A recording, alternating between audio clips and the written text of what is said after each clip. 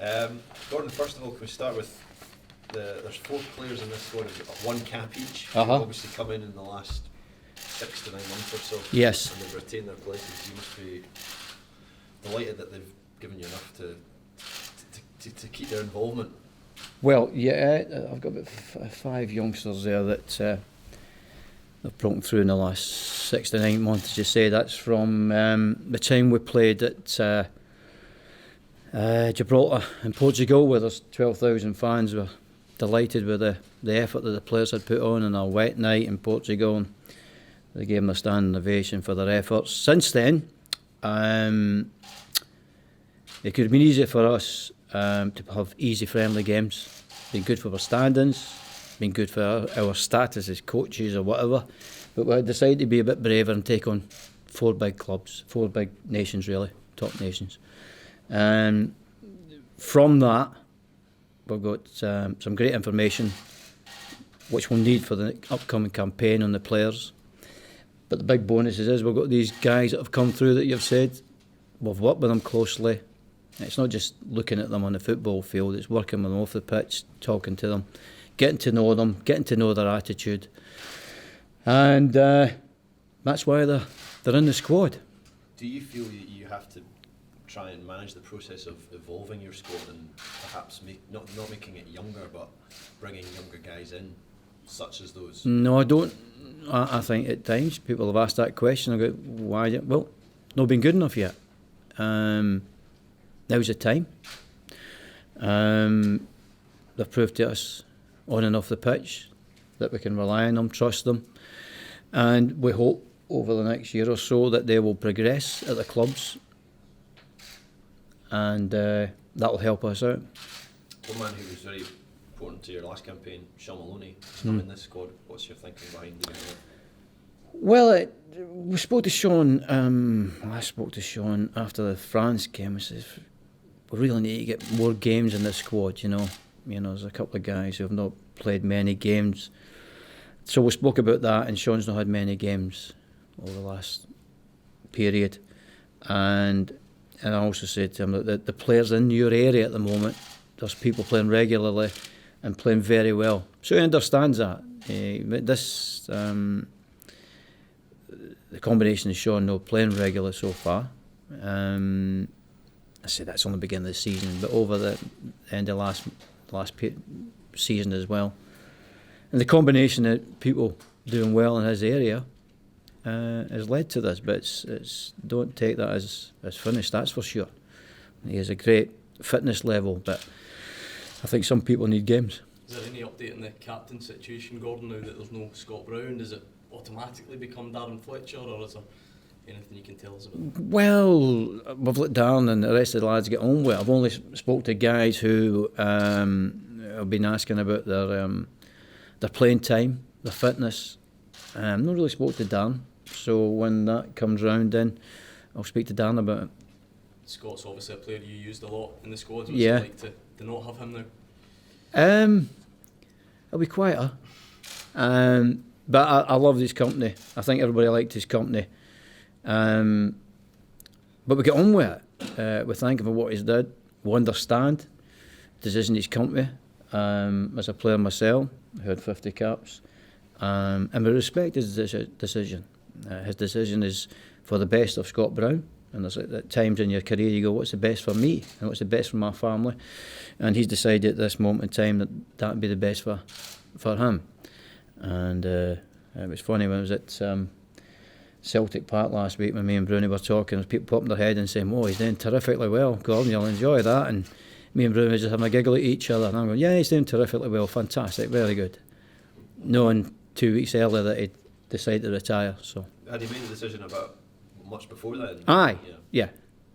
He's been a mainstay of that area of the team, Gordon. How confident are you there's guys there? Oh, listen, I'm quite, I'm okay there.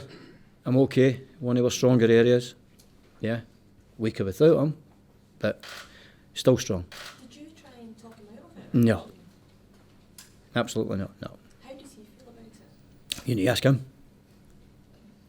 In terms of you're looking at players like Robert Snodgrass has already come out and put his hat in the ring for the captaincy. Do you like seeing that with players showing sort of passion? Well, I'm sure he didn't walk into. He's walking along the street telling everybody he wants to be the Scotland captain. I'm sure somebody must have asked him along the way, would you like to be Scotland captain? It's very hard to go no. So I don't think he's put his hat in the ring. I think other people might have put his hat in the ring. So listen, he's another big personality. We've got personalities, which is good. But I'm more happy that Robert is playing terrifically well at the moment. Terrifically well. One thing you have at your disposal is a plethora of left back options. So Stephen Kingsley. We could actually make a decent team out of left backs and we get back for it. So Stephen Kingsley, yeah, Lee Wallace, Forsyth. Oh, got so many good ones there. So many good ones. But just at the moment, I think these two are the best for this squad at the moment, and they've been good players for us. But the three centre halves that you've chosen throughout the last campaign, they're in this squad. Yeah. Do you get the sense that behind them there's maybe more options that you can look to if need be, because those guys have been there for a while? But Hanley's a young fella, so yeah. But listen, I've not got a problem with the age. I've said that before. It's the quality. I think if you look at the squad, there's young ones in there. If you look at Oliver Burke, he was brought in and not one of us had a clue who he was. So we've not got there's no age limit on it at all. It's the quality. There's a lot of factors. You're playing regularly, you're feeling good about yourself. So we take that into consideration. Gordon, see the boys who have got one cap and Oliver you mentioned, is it fair to say the five of them could actually become mainstays of the team, quite apart from the squad? I have no idea. They determine the future. Couldn't tell you. You must have an idea of the potential that they have and what they can show. There's a lot of potential. There's loads of people with potential in any sport. It's getting past the potential and being a reality. So that's up to them how far they want to take their careers. I only see them every now and then, but their main objective, as far as I'm concerned, is to play well for their clubs, get the clubs into Europe, get the clubs at the highest, get themselves to the highest level of playing, and that'll benefit a lot of us.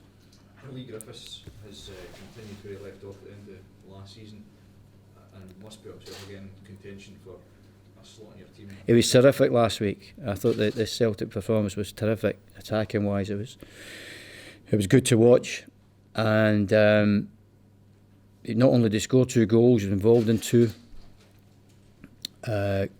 goals, different sort of goals he's scoring. Movement in the box is getting better over the last couple of years.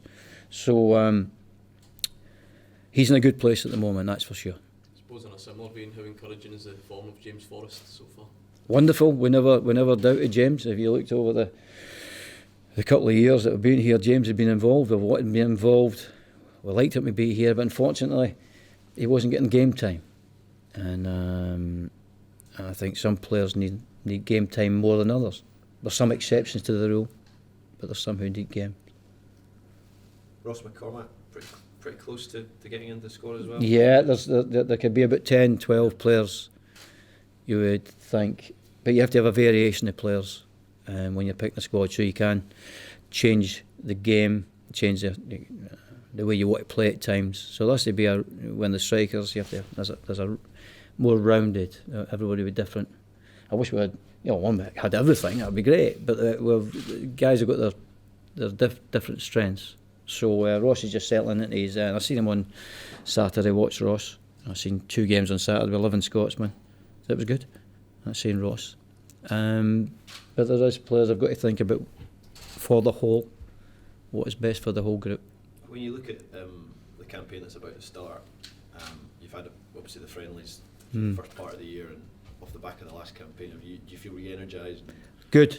Looking forward to this, yeah. Really looking forward to this. The good thing about my job is I meet up with terrific lads who have got to a good level, and usually when you get to that level, you're all decent lads. So I'm looking forward to working with them again. I'm looking to get better than the last campaign. As I said, in the last campaign, 12,000 people, and we've got 4,500 people going to Malta, sold out. So they're saying, yeah, that group did well to a certain extent. They never complain about the passion, never complain about the work rate, what they try to do. So we have to try and find another result in this group to get us to qualify. So I really look forward to working with them. As I say, I know the young boys now because we had them over these friendly games, so it's not like they're coming in blind. So we know each other. So as I say to you, it's something I'm really looking forward to. Gordon, I assume you've watched some of the Scots' performances at the Olympics, some of them performing at the top of their fields all over the world. Yeah. Why do you think it's now we're at a stage where we can produce world-class cyclists and swimmers and so on, and yet not the national game? Well, Andy Murray, I know right off the top of my head, and I'm a real big fan of the cyclists. I'm a big fan, but sometimes you find it hard after about a couple of years, a year, 6 months, to tell me who won the medals. If I asked everybody in here who won the medals for Scotland right now, none of you would get the 12. Well, that's the thing. So the national game is So- most popular. Of course it is, but I know it's a long conversation that, and I'm here to talk about what's got to happen, or what we're going to try and achieve in the next 18 months. So it's a conversation for a different time. But well done, everybody, to win a medal, because especially individual sports, I watch the cyclists in the rows putting so much into it, so much. Cyclists rows putting so much into it and dedicate themselves. So I congratulate them all. I don't know everyone of your name, sorry about that, because it's been too late at night for me to watch the Olympics, far too late. I never even seen Usain Bolt running. I know he's good, but I never seen him running. Gordon, just to touch on Brian McClure, were you surprised to see Again, that's a different time. This is World Cup football we're on to now. Different time, different place. We can organise that later on.